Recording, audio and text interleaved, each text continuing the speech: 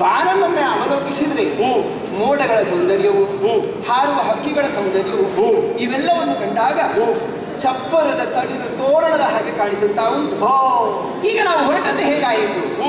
ಮನೆಯಿಂದ ಹೊರಡುವ ಕಾಲಕ್ಕೆ ಮಂಗಳದಾಯಕವಾದಂತಹ ಹೊತ್ತಲನ್ನು ದಾಟಿ ಹೊರಡುವುದಿಲ್ಲ. ಹೌದು, ಹಾಗೆ ಈ ಆಕಾಶದ ಹೊಸ್ತಿಲನ್ನು ದಾಟಿನ ಏನು ಭೂಲೋಕಕ್ಕೆ ಇಳಿಯುವವರಿದ್ದೇವೆ. ಹೌದು ಸ್ವಾಮಿ, ಇದು ಆಕಾಶದ ಬಗೆಯ ಕೆಳಗಿರುವಂತಹ ಭೂಮಿಯನ್ನೊಮ್ಮೆ ಗಮನಿಸಿದ್ರೆ ಏ ದೇವರೇ, ಏನು ಸೌಂದರ್ಯ, ಏನು ಸೌಂದರ್ಯ!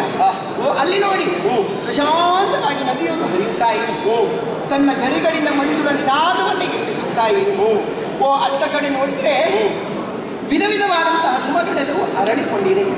ಅವುಗಳ ಮಧುವನ್ನು ಹೀರುವುದಕ್ಕಾಗಿಯೂ ಏನು ಛೇಂಕಾರದ ನಿನಾದವನ್ನು ಎಬ್ಬಿಸುತ್ತಾ ತುಂಬಿಗಳು ಒಂದು ಕಡೆ, ಗಗನದ ಶಿಖರಗಳು ಒಂದೆಡೆ, ಪ್ರಕೃತಿ ನಮ್ಯ ಮನೋಹರವಾಗಿ ಕಂಗೊಳಿಸುತ್ತಾ ಇದ್ದಾಳೆ.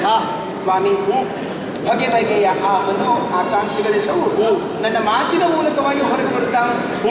ಈಗ ಒಂದೇ ಆಸೆ ಸ್ವಾಮಿ, ನಾವು ಹೋಗಿ ಆ ಪ್ರಕೃತಿಯಲ್ಲಿ ಒಂದಷ್ಟು ಮನದಲ್ಲಿ ವಿಹರಿಸಬೇಕು. ವಿಮಾನದ ಒಳಗೆ ಕುಳಿತು ಮಾತಾಡುವಾಗ ಬಂದು ಬಂದು ಬಂದು ಭೂತಳವನ್ನು ಸ್ಪರ್ಶ ಮಾಡುವಲ್ಲಿ ಮನಗಾಯ್ತು.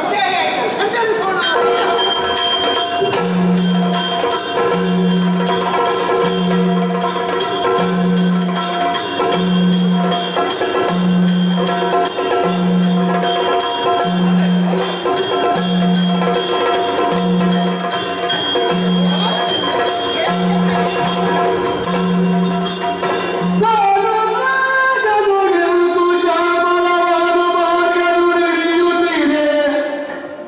Maya